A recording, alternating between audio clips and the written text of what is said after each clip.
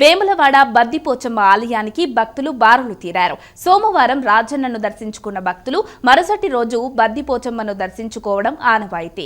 ఇందులో భాగంగా బోనం ఎత్తుకొని డప్పు చప్పుళ్ల నడుమ ఆలయానికి చేరుకొని అమ్మవారికి బోనాలు సమర్పించారు. ఒడిబియ్యం పోసి మొక్కులు చెల్లించుకున్నారు.